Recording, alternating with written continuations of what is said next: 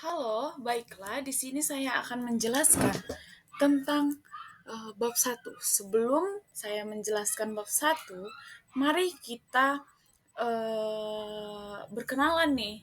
Perkenalkan, nama saya Adelisa Agrifa Kesita Sinaga dari kelas BK Reguler A 2023 dengan NIM 12331510667. Nah, di sini saya akan membahas judul tentang pengantar pendidikan Pancasila. Pengertian mata kuliah pendidikan Pancasila. Pancasila dan revitalisasinya. Pancasila adalah proses pembelajaran yang bertujuan untuk menerapkan nilai-nilai Pancasila dalam diri setiap individu. Hal ini mencakup pemahaman, penerapan, implementasi nilai-nilai luhur Pancasila dalam kehidupan sehari-hari Pancasila yang bertujuan untuk membentuk suatu negara yang berakhlak mulia, yang berjiwa Pancasila dan mampu berkontribusi dalam membangun bangsa. Manifest Pancasila menunjukkan pada upaya untuk membangun atau mengimplementasikan Pancasila yang merujuk pada pembangunan kembali sebuah nilai-nilai Pancasila dalam berbangsa dan bernegara. Masuk ke bagian dinamika dan tantangan pendidikan Pancasila. Pendidikan Pancasila menghadapi dinamika dan tantangan yang kompleks. Upaya untuk mengatasi tantangan tersebut merupakan komitmen dalam kerjasama semua pihak, terutama pemerintah, lembaga pendidikan, dan masyarakat untuk menjadikan Pancasila sebagai pedoman hidup dari masyarakat untuk landasan dalam membangun suatu bangsa. Dinamika pendidikan Pancasila. Sebagaimana kita ketahui, pendidikan Pancasila mengalami pasang surut dalam mengimplementasikannya pada 1 Juli 1947. Diterbitkan di sebuah buku yang berisi pidato dari Bung Karno tentang lahirnya sebuah Pancasila. Buku tersebut disertai kata pengantar dari Dr. K.R.T. Radziman, Wadyoyodiningrat, yang sebagaimana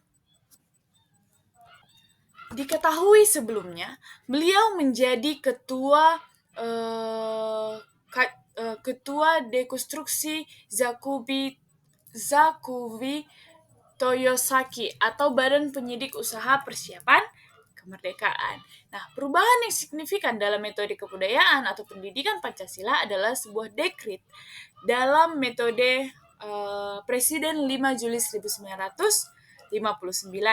Pada 1960 diterbitkan pula buku oleh Departemen P dan K dengan judul Manusia dan Masyarakat Baru Indonesia atau Civics. Buku tersebut diterbitkan dalam maksud membentuk Indonesia atau manusia-manusia Indonesia yang baru, yang patriotik melalui sebuah pendidikan. Maka dengan tersebut dinamika Pancasila ini menjadikan bagaimana proses pembentukan dari nilai-nilai Pancasila, perubahan dari rakyat Indonesia. Nah, yang kedua, tantangan pendidikan Pancasila. Tantangan pendidikan Pancasila merupakan hal yang sangat kompleks dan memerlukan upaya bersama dari berbagai pihak untuk mengatasi tantangan pendidikan Pancasila tersebut. Baiklah, kita masuk ke pentingnya mata kuliah pendidikan Pancasila. Pendidikan Pancasila seiring perkembangan zaman di era globalisasi, saat ini dituntun mengiringi adanya tren yang semakin dinamis dan selalu diwarnai oleh ketidakteraturan dan ketidakpastian. Kondisi ini muncul karena kecenderungan permasalahan baru gitu, yang semakin beragam dan multidimensional. Nah, teknologi informasi yang berkembang cepat telah membawa dampak bagi kehidupan manusia. Persoalan karakter pada pemuda kini menjadi sorotan tajam dalam masyarakat. Berbagai sorotan tersebut terbuat dari media cetak, wawancara, serta dialog, dan banyak gelar wicara yang ada di beberapa media elektronik. Ironisnya, persoalan yang muncul seperti meningkatkan tindak kriminal semakin menjadi-jadi, terus korupsi, kolusi, dan nepotisme atau KKN, kekerasan, kejahatan seksual, pengerusakan, pengendalian massal, kemanusiaan yang kumulatif, kehidupan politik yang tidak produktif, dan lain-lainnya seringkali menjadi topik hangat nih, dan tidak ada henti-hentinya untuk dibicarakan. Padahal kan sudah lebih dari setengah abad nih bangsa Indonesia merdeka, tapi sampai saat ini justru banyak bangsa Indonesia yang semakin mengalami degradasi karakter kebangsaan. Tampaknya bangsa Indonesia ini khusus generasi muda telah diharapkan pada dinamika perkembangan lingkungan strategis yang penuh dilema, tantangan hidup yang semakin kompleks, dan diwarnai dengan fenomena terjadinya degradasi nilai-nilai luhur bangsa. Bahkan pendidikan di Indonesia saat ini cenderung lebih mengedepankan penguasaan aspek keilmuan dan kecerdasan, namun mengabaikan itu yang namanya pendidikan karakter. Nah, pengetahuan tentang kaidah moral yang didapatkan dalam pendidikan moral dan etika di sekolah saat ini semakin ditinggalkan. Sebagian orang mulai tidak memperhatikan lagi bahwa pendidikan tersebut berdampak pada perilaku seseorang.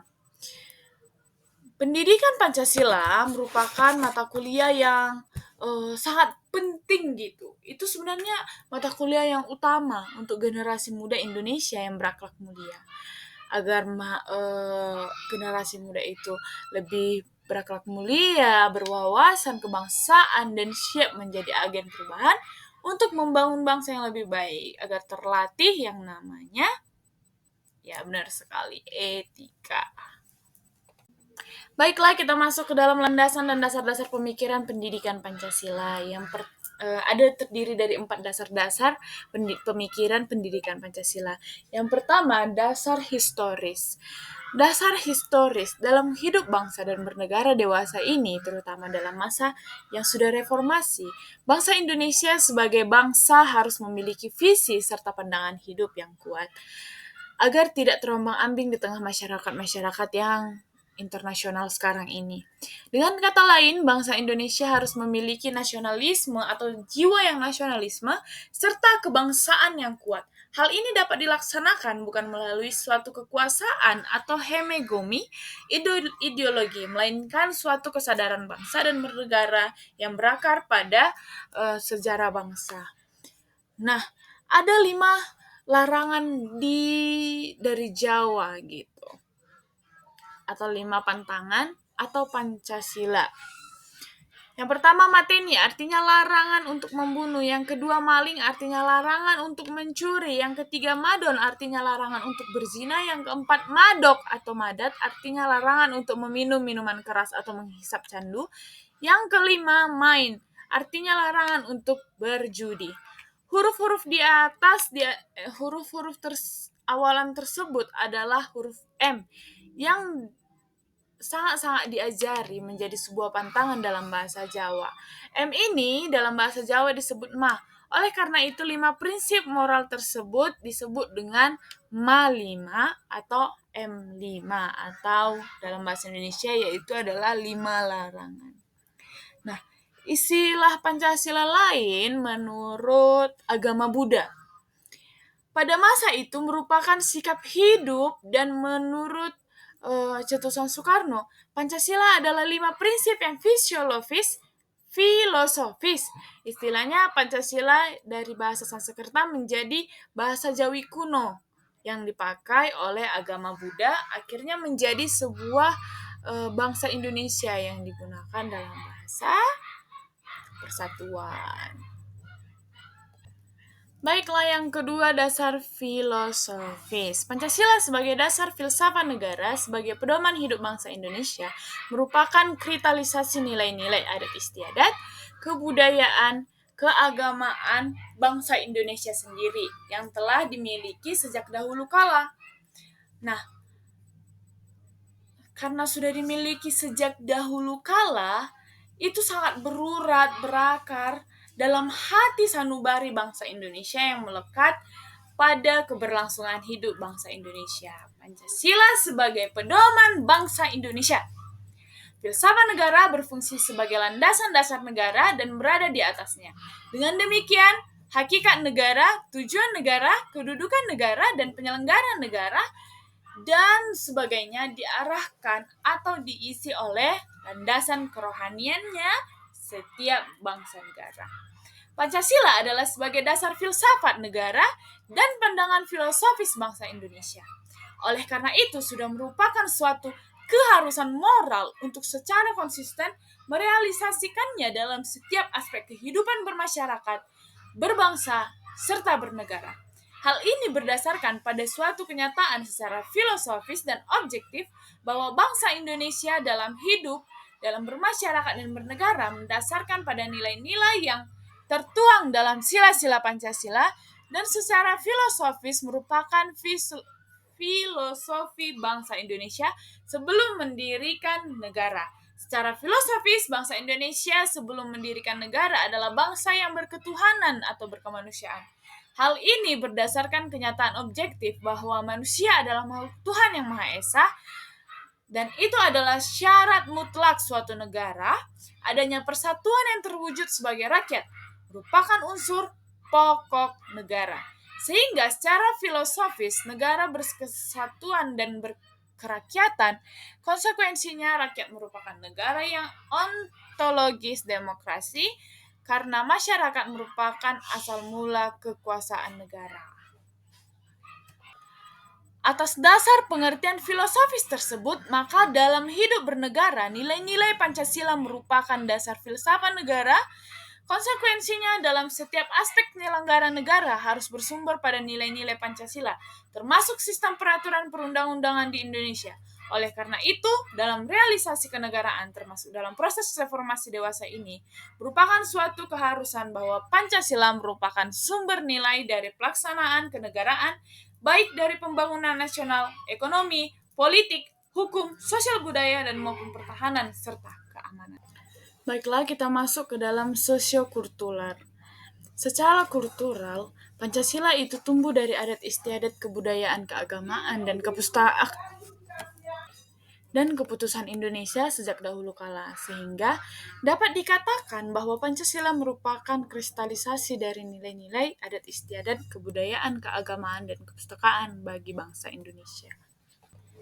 Nilai-nilai kenegaraan yang melekat pada bangsa itu sendiri, kemasyarakatan yang terkandung dalam sila-sila Pancasila bukanlah hanya merupakan suatu hasil konseptual seseorang saja, melainkan merupakan suatu hasil karya besar bangsa Indonesia itu sendiri yang diangkat gitu dari nilai-nilai kultural yang dimiliki oleh bangsa Indonesia itu sendiri melalui proses refleksi. Masuk ke bagian keempat, yaitu dasar-dasar yuridis. Secara yuridis, konstitusional mempunyai kekuatan hukum yang sah, kekuatan hukum yang berlaku, dan kekuatan hukum yang mengikat. Nah, nilai-nilai Pancasila dari implementasi terdiri atas nilai dasar, nilai instrumental, dan nilai praktisi. Dalam dasar terdiri atas nilai ketuhanan yang Maha Esa, nilai kemanusiaan yang adil dan beradab, nilai persatuan Indonesia, nilai kerakyatan yang dipimpin oleh hikmat kebijaksanaan dan permusyawaratan perwakilan, serta nilai keadilan sosial bagi seluruh rakyat Indonesia. Nilai dasar ini terdapat pada pembukaan Undang-Undang Dasar Negara Republik Indonesia tahun 1945 dengan penjelasan Undang-Undang Dasar Negara Republik Indonesia tahun 1945 mengamandatkan bahwa nilai dasar teruslah harus dijabarkan konkret dalam batang tubuh Undang-Undang Dasar Negara Republik Indonesia tahun 1945, bahkan pada semua peraturan perundang-undangan pelaksanaannya. Peraturan perundang-undangan ke tingkat yang lebih rendah pada efisiensinya adalah merupakan pelaksanaan dari nilai dasar Pancasila, terdapat pada pembukaan dalam batang tubuh Undang-Undang Dasar Negara Republik Indonesia tahun 1945. Perangkat perundang-undangan tersebut dikenal sebagai nilai instrumental. Jadi, nilai instrumental harus merupakan penjelasan dari nilai dasar. Dengan kata lain, semua perangkat perundang-undangan harus merupakan penjabaran dari nilai-nilai dasar Pancasila yang terdapat pada pembukaan batang tubuh Indonesia, Undang-Undang Dasar Negara Republik Indonesia. Kerangka konseptual pendidikan Pancasila. Kerangka konseptual pendidikan Pancasila merupakan struktur pemikiran yang menjelaskan bagaimana nilai-nilai Pancasila itu diajarkan dan diimplementasikan dalam proses pendidikan.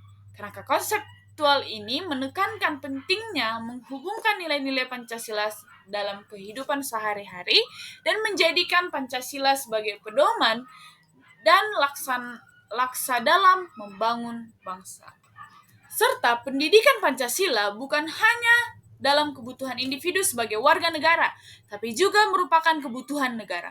Kemajuan pendidikan warga negara akan secara otomatis membawa kebesaran negara itu tersebut. Pendidikan dalam arti penguasaan ilmu, teknologi, dan seni belumlah cukup gitu. Negara memiliki kepentingan agar siapapun warga negara yang mengenyam pendidikan di Indonesia memiliki karakter yang berbangsa, terus konser yang kuat untuk memajukan negara, terus peduli kepada warga negara serta tanah airnya. Ini dapat dilaksanakan atau pelaksanaannya ini dapat dilaksanakan dari pendidikan Pancasila, yaitu mempertimbangkan kerangka kualitatif nasional Indonesia atau KKNI sebagai rujukan dari kualitas lulusan-lulusan yang ada di Indonesia. Baik, kita masuk ke visi dan misi pendidikan Pancasila. Visi pendidikan Pancasila dan perguruan tinggi adalah terwujudnya kepribadian sivitas akademik yang bersumber pada nilai-nilai Pancasila. Misi pendidikan Pancasila dalam perguruan tinggi adalah: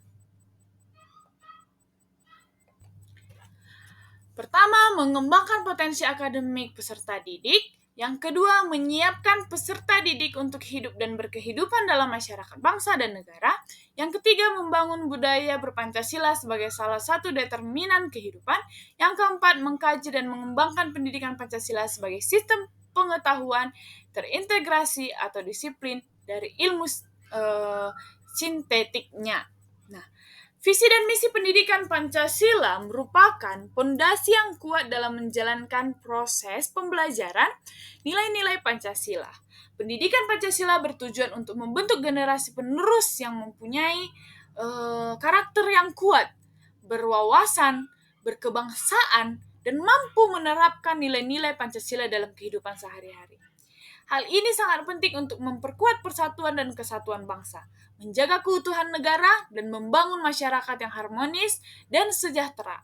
Visi dan misi dari pendidikan Pancasila merupakan dasar dan tujuan yang ingin diwujudkan dalam proses pembelajaran sebuah nilai-nilai luhur dalam bangsa. Baik, kita masuk ke dalam tujuan pencapaian penyelenggaraan pembelajaran pendidikan Pancasila. Pendidikan Pancasila bertujuan membentuk mahasiswa yang memahami dan menghayati nilai-nilai sebuah Pancasila, menjadi warga negara yang berakhlak mulia dan bertanggung jawab, memiliki kesadaran berbangsa serta bernegara yang sangat kuat, mampu berpikir kritis, serta menjadi agen perubahan dan pembangun bangsa. Kepribadian ini dapat diukur dari pengetahuan, keterampilan, serta penerapan dalam perilaku mahasiswa yang mencerminkan sebagai Pancasila. Intinya, mata kuliah ini membentuk generasi muda Indonesia yang berkarakter dan siap membangun negeri.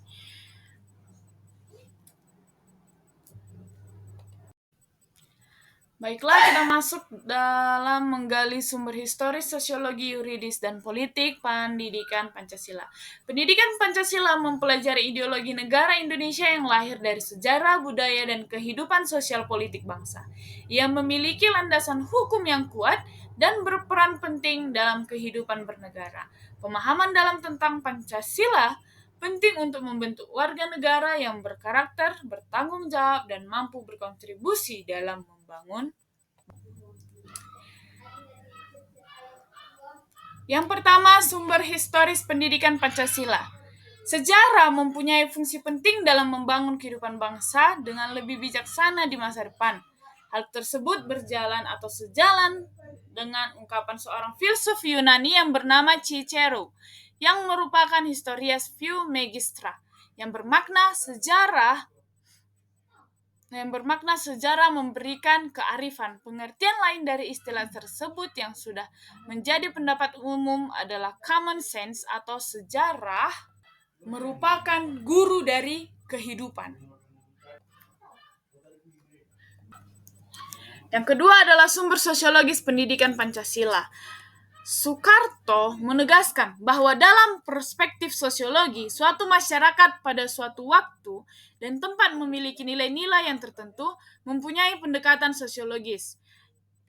Dapat diharapkan mengkaji struktur sosial, proses sosial, termasuk perubahan-perubahan sosial dan masalah-masalah sosial yang patut disikapi secara arif dengan menggunakan standar nilai-nilai yang mengacu kepada nilai-nilai Pancasila. Yang ketiga, sumber yuridis pendidikan Pancasila. Negara Republik Indonesia adalah negara hukum, dan salah satu cirinya adalah istilah menuansa bersinonim, yaitu pemerintahan berdasarkan hukum. Yang keempat atau yang terakhir adalah sumber politik pendidikan Pancasila. Salah satu sumber pengayaan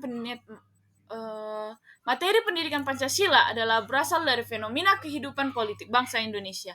Tujuan agar masyarakat Indonesia mampu mendiagnosa dan mampu memformulasikan sasaran tentang upaya-upaya atau usaha mewujudkan kehidupan politik yang ideal sesuai dengan nilai-nilai Pancasila. Baik, kita masuk ke dalam ruang lingkup materi KI dan KD, mata kuliah pendidikan Pancasila. Kompetensi inti atau KI merupakan kemampuan atau kompetensi yang bersifat generik yang isinya merujuk pada esensi tujuan pendidikan nasional.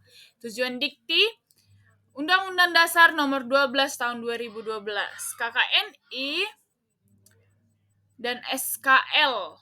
Kompetensi inti yang terdiri atas nilai spiritual, nilai sosial, pengetahuan, dan keterampilan berfungsi sebagai organisator mata kuliah wajib umum yang terdiri atas pendidikan agama, Pancasila, kewarganegaraan, dan bahasa Indonesia. Yang kedua, kompetensi dasar atau KD bersifat spesifik yang isinya mendeskripsikan kemampuan terkait substansi mata kuliah. Dalam hal ini, mata kuliah pendidikan Pancasila sebagai salah satu dari 4 elemen mata kuliah wajib umum. Dalam konteks KKNI, kompetensi dasar sepadan, dan konsep serta posisi capaian pembelajaran. Materi-materi ini disusun dalam bentuk kompetensi inti dan kompetensi dasar yang tercantum dalam kurikulum pendidikan Pancasila. KI dan KD ini merupakan acuan dalam proses pembelajaran dan penilaian, sehingga mahasiswa dapat mencapai tujuan pembelajaran sesuai yang diharapkannya. Baiklah, sekian presentasi dari bab pertama saya yang berjudul tentang penerapan pendidikan Pancasila. Sekian dan terima kasih.